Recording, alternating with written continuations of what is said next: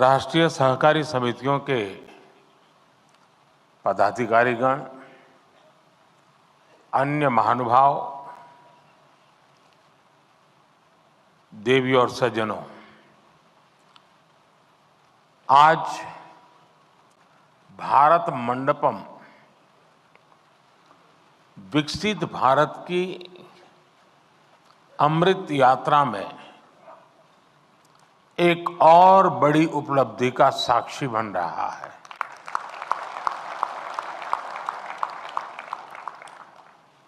सहकार से समृद्धि, सहकार से समृद्धि का जो संकल्प देश ने लिया है, उसे साकार करने की दिशा में आज हम और आगे बढ़ रहे हैं। खेती और किसानी की नींव को मजबूत करने में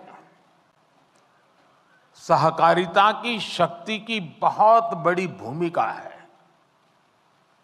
इस सोच के साथ हमने अलग सहकारिता मंत्रालय का गठन किया और अब इसी सोच के साथ आज का एक कार्यक्रम हो रहा है। आज हमने अपने किसानों के लिए दुनिया की सबसे बड़ी स्टोरेज स्कीम या भंडारण स्कीम शुरू की है। इसके तहत देश के कोने कोने में हजारों वेयर हाउसेस बनाए जाएंगे, हजारों गोदाम बनाए जाएंगे। आज 18,000 पैक्स के कंप्यूटराइजेशन का बड़ा काम भी पूरा हुआ है। ये सभी काम देश में कृषि इंफ्रास्ट्रक्चर को नया विस्तार देंगे, कृषि को आधुनिक टेक्नोलॉजी से जोड़ेंगे। मैं आप सभी को इन महत्वपूर्ण और दूरगामी परिणाम लाने वाले कार्यक्रमों के लिए बहुत बहुत बधाई देता हूं, अनेक अनेक शुभकामनाएं देता हूं। साथियों, सहकारिता भारत के लिए बहुत प्राचीन व्यवस्था है। हमारे शास्त्रों में भी कहा गया है, अल्पानाम अपि वस्तूनाम, अल्पानाम अपि वस्तूनाम संहति ही कार्य साधिका। अर्थात छोटी छोटी वस्तुएं, थोड़े थोड़े संसाधन भी सब साथ जोड़ दिए जाते हैं तो उनसे बड़े कार्य सिद्ध हो जाते हैं। प्राचीन ग्राम अर्थव्यवस्था में सहकार की यही स्वतः स्फूर्त व्यवस्था काम करती रही है। सहकार ही हमारे आत्मनिर्भर समाज का आधार हुआ करती थी। सहकारिता केवल व्यवस्था नहीं है, सहकारिता एक भावना है, सहकारिता एक स्पिरिट है। सहकारिता की ये स्पिरिट कई बार व्यवस्थाओं और संसाधनों की सीमाओं से परे आश्चर्यजनक परिणाम देते हैं। सहकार जीवन यापन से जुड़ी एक सामान्य व्यवस्था को बड़ी औद्योगिक क्षमता में बदल सकता है। ये देश की अर्थव्यवस्था के, खासकर ग्रामीण और कृषि से जुड़ी अर्थव्यवस्था के कायाकल्प का एक प्रामाणिक तरीका है। एक अलग मंत्रालय के जरिए हम देश के इस सामर्थ्य को और कृषि क्षेत्र की बिखरी हुई इस ताकत को ही एकत्र करने का भी ये भगीरथ प्रयास है। किसान उत्पाद संघ एफपीओज का एक बहुत ही महत्वपूर्ण उदाहरण हमारे सामने है। एफपीओज के माध्यम से आज गांव के छोटे किसान भी उद्यमी बन रहे हैं, अपने उत्पादों को विदेशों तक निर्यात कर रहे हैं। हमने देश में 10,000 एफपीओज बनाने का लक्ष्य रखा था। एक अलग सहकारिता मंत्रालय होने के उसका नतीजा ये है कि देश में 8,000 एफपीओज का गठन ऑलरेडी हो चुका है, कार्यरत हो चुके हैं। कई एफपीओज की सक्सेस स्टोरी की चर्चा आज देश के बाहर भी हो रही है। इसी तरह एक और संतोषजनक बदलाव ये आया है कि सहकारिता का लाभ अब पशुपालकों और मछली पालकों तक भी पहुंच रहा है। मछली पालन में आज 25,000 से ज्यादा सहकारी इकाइयां काम कर रही हैं। आने वाले 5 वर्षों में सरकार का लक्ष्य 2 लाख सहकारी समितियां बनाने का है और इनमें एक बड़ी संख्या फिशरीज सेक्टर की सहकारी समितियों की भी होने जा रही है। साथियों, सहकारिता की ताकत क्या होती है?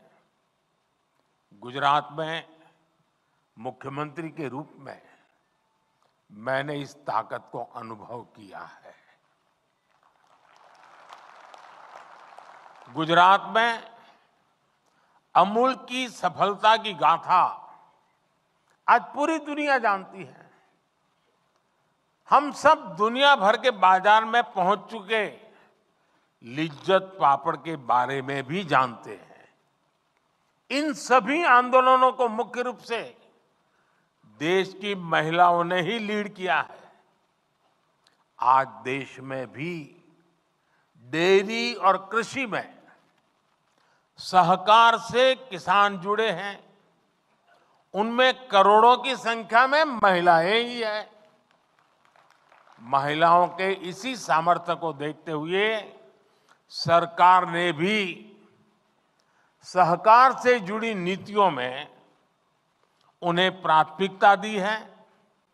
आप जानते हैं कि हाल में ही multi state cooperative society act में सुधार लाया गया है।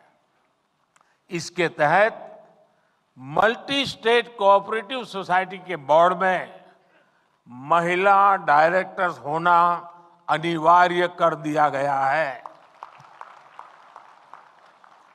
हमारे देश में संसद में अगर नारी शक्ति वंदन अधिनियम पास होता है तो बहुत चर्चा होती है, लेकिन ये उतनी ही ताकत वाला बड़ा महत्वपूर्ण कानून हमने बनाया है, लेकिन बहुत कम लोग उसकी चर्चा करते हैं। साथियों, सहकारिता किसान की व्यक्तिगत समस्याओं का कैसे सामूहिक शक्ति से समाधान करती हैं। भंडारण भी इसका एक बड़ा उदाहरण है। हमारे यहां भंडारण से जुड़े इंफ्रास्ट्रक्चर के अभाव में किसानों को बहुत नुकसान उठाना पड़ता था। पिछली सरकारों ने कभी इस जरूरत पर उतना ध्यान ही नहीं दिया, लेकिन आज सहकारी समितियों के जरिए इस समस्या का हल किया जा रहा है। दुनिया की, ये अपने आप में बहुत बड़ी बात है, दुनिया की सबसे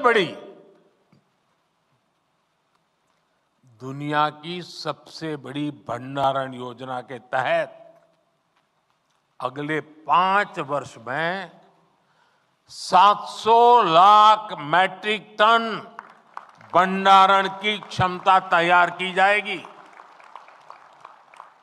इस अभियान में 1.25 लाख करोड़ रुपए से ज्यादा का खर्च आएगा।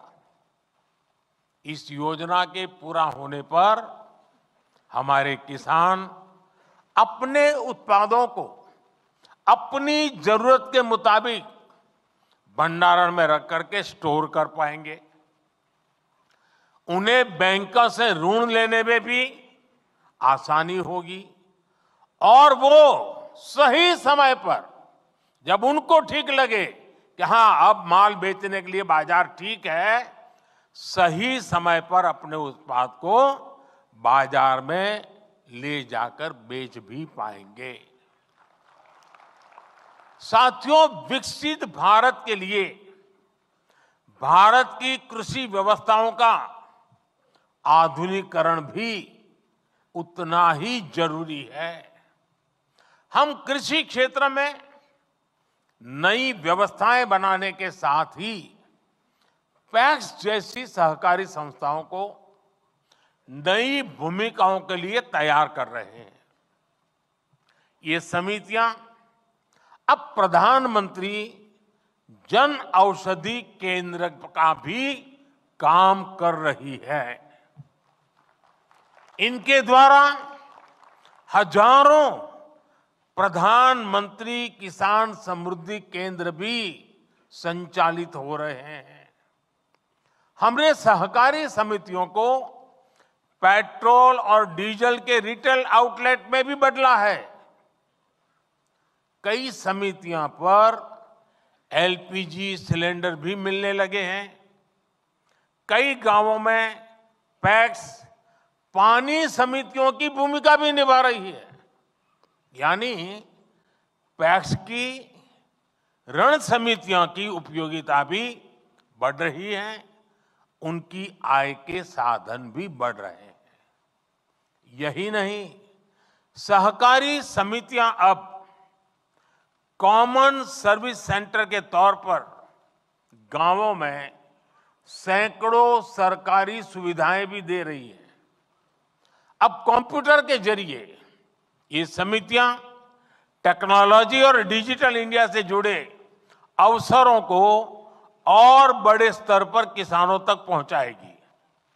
इससे ग्रामीण क्षेत्र में युवाओं के लिए रोजगार के नए अवसर भी बनेंगे।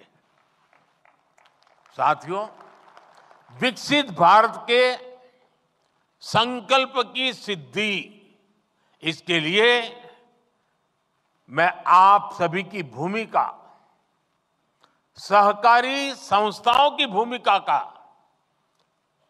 महत्व बहुत ज्यादा है, इस बात को समझता हूं।